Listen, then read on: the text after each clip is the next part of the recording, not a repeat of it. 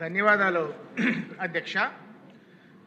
మన దేశంలోనే అవనివ్వండి, రాష్ట్రంలో ఎక్కడైనా మనం సుభిక్షంగా సురక్షితంగా స్వేచ్ఛావాయువు పీల్చుకుంటున్నామంటే దానికి కారణం అనునిత్యం మనల్ని కాపలా కాసి మన దేశాన్ని మనల్ని కాపాడే మన ఆర్మ్డ్ ఫోర్సెస్ అధ్యక్ష.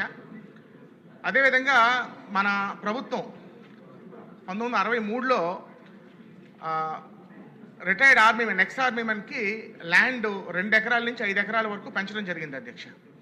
కాకపోతే 5 ఎకరాలు పెంచినప్పటికీ ల్యాండ్ అవైలబిలిటీ అనేది మెజారిటీ ఆఫ్ ద కాన్స్టిట్యున్సీస్లో మెజారిటీ ఆఫ్ ద రాష్ట్రాల్లో చాలా తక్కువ అధ్యక్ష.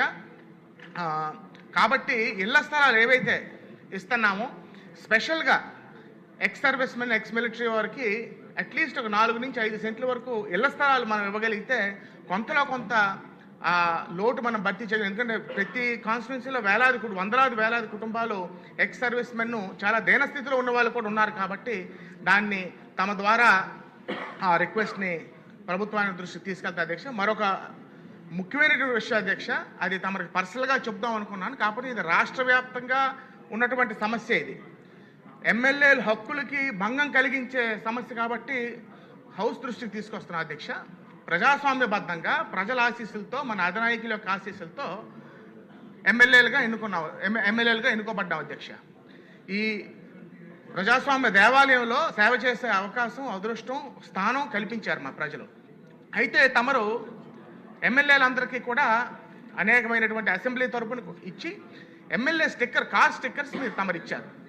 దురదృష్టం ఏమిటంటే ప్రజల చేత తిరస్కరించబడిన వాళ్ళు కూడా as if it is there privilege ఆ ఎమ్మెల్యే స్టిక్కర్స్ ఈ రోజు కూడా తీసిన పరిస్థితి లేదు అధ్యక్ష. రాష్ట్రంలో ఏదో టోల్ గేట్ల దగ్గర కక్కుర్తిపడి ఆ 150 కక్కుర్తిపడి స్టిక్కర్లు అంటించుకుంటే పర్వాలేదంటే అది కూడా తప్పే అధ్యక్ష.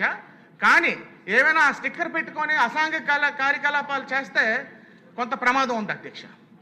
పోనీ ఏదో పాత పదవులు చేసినప్పుడు ఏదో స్టిక్కర్లు పెట్టుకున్నారని అనుకుంటే ఎన్నికలు అయ్యాక కార్లు మార్చి కూడా నిస్సిగ్గుగా ఆ పాత స్టిక్కర్లు తీసి మళ్ళీ కొత్త కార్లు కూడా అంటించుకుంటున్నారు అధ్యక్ష.